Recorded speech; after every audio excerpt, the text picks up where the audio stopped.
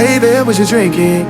2 shots, let's pour it out. I know what you're thinking, but tomorrow won't come for us. This life that we're living, ain't never gonna give it up.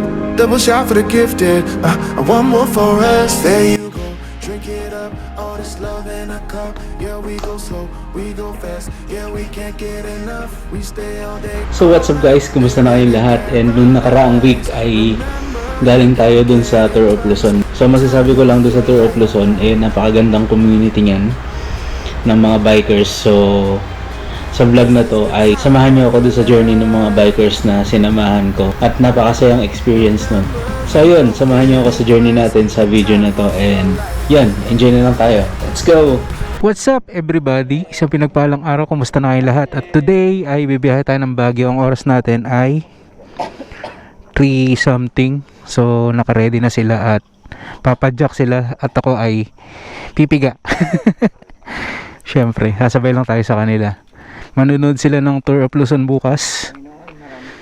Yan, pray muna tayo. Grabe, ang bibilis naman. You know? Wow. So, yun ang rules natin. Taga-video at taga-sunod. Simula na po ang ating peloton papuntang Baguio.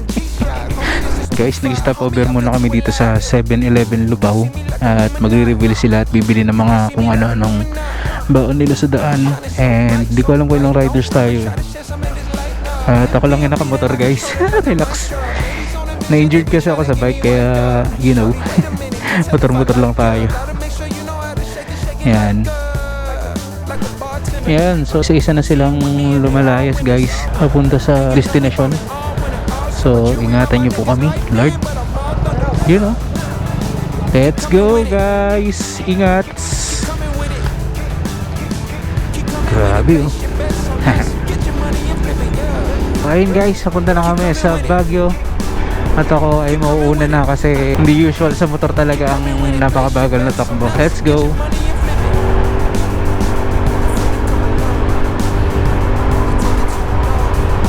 Sa ride nito guys, marami tayong stopover kasi nakapadyak yung mga kasama natin. And hindi ko alam kung mas malakas to sa usual consumption natin. At you know, kasi 40 lang itakbo natin at nakakasilaw siya. Grabe. Ride pala na to, masusubukan ko alin mas matipid yung ganitong takbo o yung nakapiga ka ng mga 60 ganun. Kasi ang takbo lang natin guys ay 40. Kasi nga may inaalalayan tayo ng mga cyclist sa likod natin. So tingnan natin yung fuel consumption natin mamaya kung saan naabutin yung gas natin. Kubibilis oh. Okay, yes.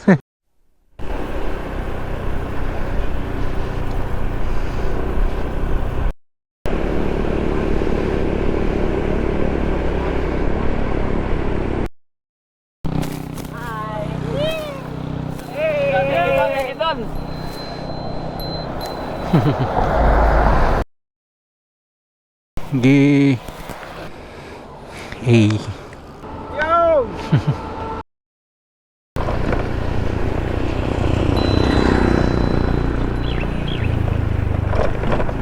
aray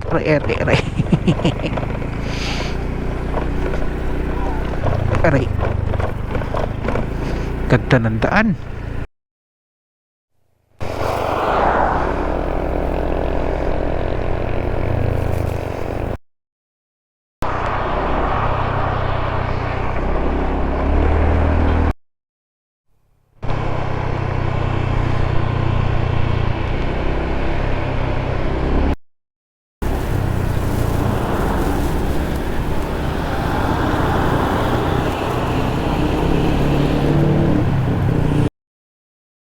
So what's up guys, aahon na sila and tayo ay aahon din. Kaso motor ang gamit natin, sila ay bike. Kaya let's go na. Ang init dito. Kalain mo yun, nakapag Baguio pa. Before pumasok. Yan, si Pasleb, oh. Muari mo yata eh. Bangking ang tirada natin dito, guys.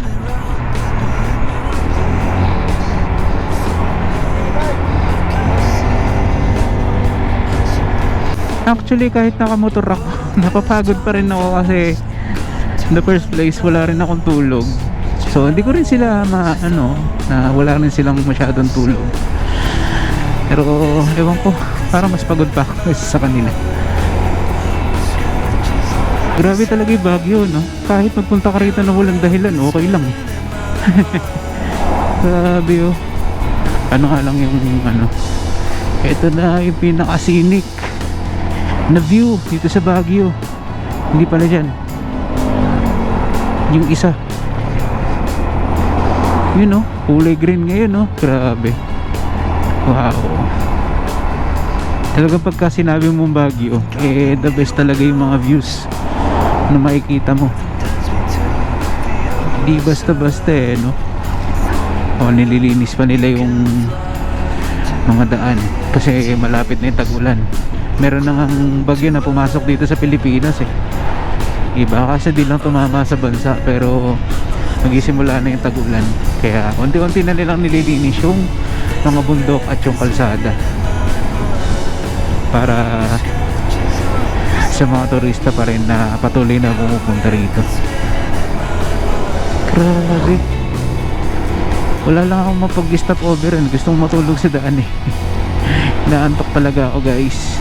Ito talaga yung best scenic view ng Baguio na Cannon Road. Ito yun. Grabe yung bundok, oh. Wow. Kala ko alas 3 na ng hapon, alas 10 pa lang pala ng umaga. Kala ko tanghalian na yung kinain namin, magahan pa lang. Grabe, guys, ganda.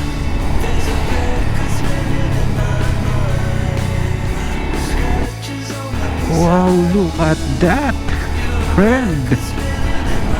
Nakakalula. Parang pag nagpunta ka rito, laging first time no? Grabe. Wow, nakakalula, guys, oh.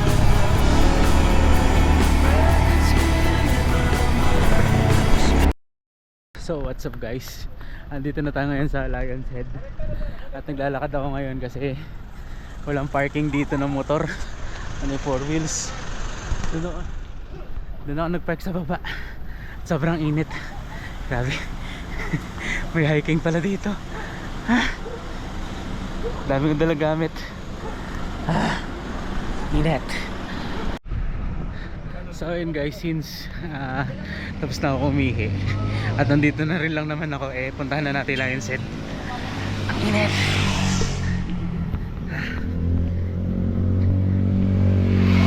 Grabe.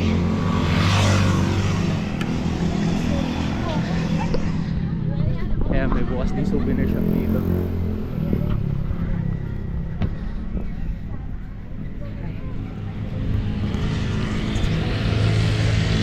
Buti na lang nagawa ko na yung ultimate picture ko dito. May remembrance lang. Pero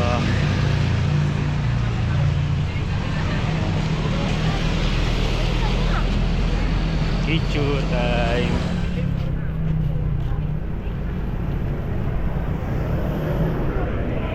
Kabila naman.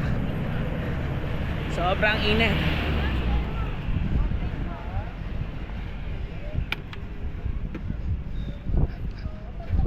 Tayo.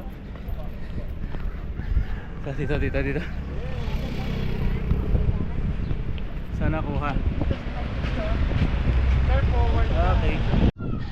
Tingnan nyo, guys, yung inakit natin. Ayan. Ayan yung motor natin. Tabi ng truck. May pa-hiking pala dito si Kuya. So ayun, guys, balik tayo dito sa nahanap ng tambayan.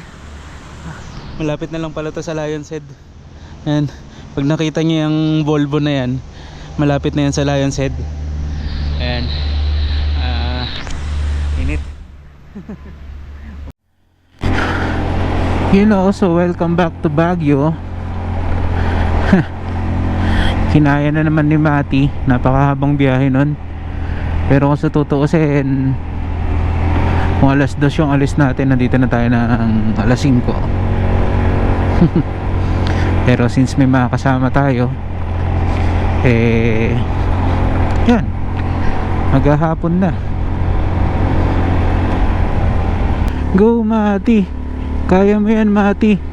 Go Mati, kaya mo yan. Ahon all the way guys. So papunta na tayo sa transient ngayon at ahon all the way to guys. Tibay mo Mati. Go Mati.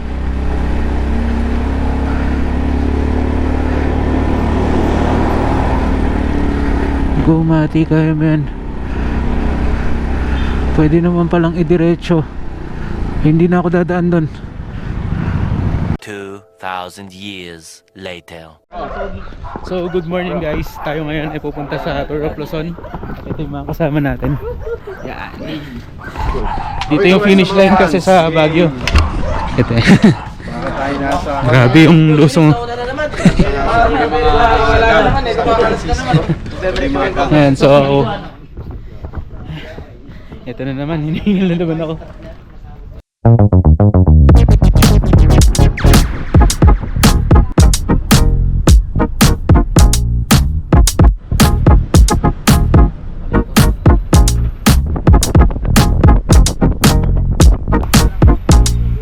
May hiking pa pala dito. So yun guys, nandito na tayo sa Camp John Hay at papanoorin natin yung Tour of Luzon. And hindi ko inasahan na ganito pala rito. First time ko dito guys. Paahon yung ano, hinihingal ako. Kailangan na natin magpapayat. Grabe. So dito na tayo sa finish line ng Tour of Luzon. And Akap. first time ko nakapunta dito Sino ba guys. yung kaakap mo ngayon? Meron ba? Wala ba? Siya pwede.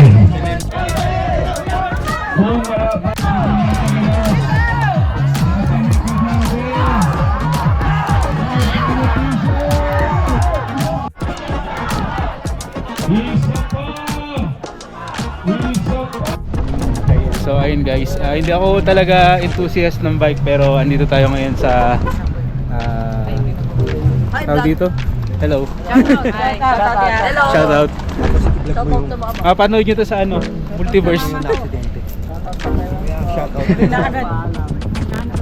Ayan, so nanot na kayo. So ito yung bike nung tinatawag nilang team ng Excellent Noodles. Ayan. Kitik check. Yun lang magagawin ko rito. Uy, carbon load! Carbon load! Last year sa ating Ayan, so hindi na ako makapasok doon. Dito na lang ako sa broadcasting team organizers. So baka di na ako makapag-video. Panoorin ko na lang sa... Hello! Sama. Hello!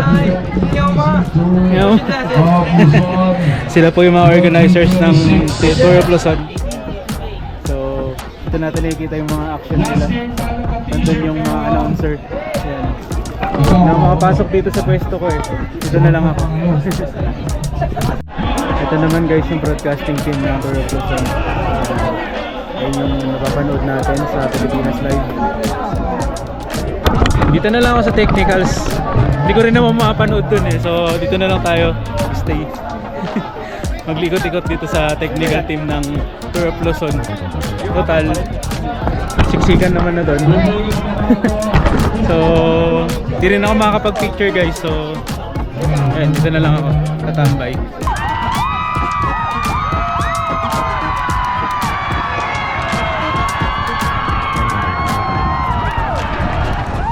Grabe action.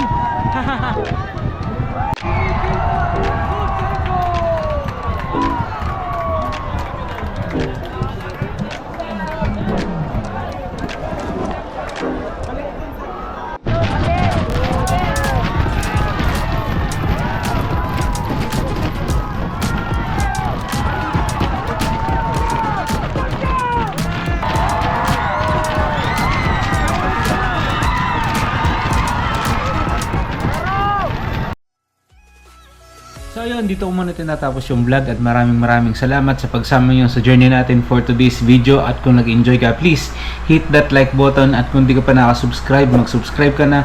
Kalimbangin mo na rin yung bell para ma-update ko na sa mga upload natin sa susunod na panahon. At mag-comment ka na rin para masaya. Ayos ba yan? Muli, maraming salamat sa panonood. At ako nga palang inyong Kuya Jimboy na nagsasabing God is good all the time, and all the time God is good. Signing off. Peace.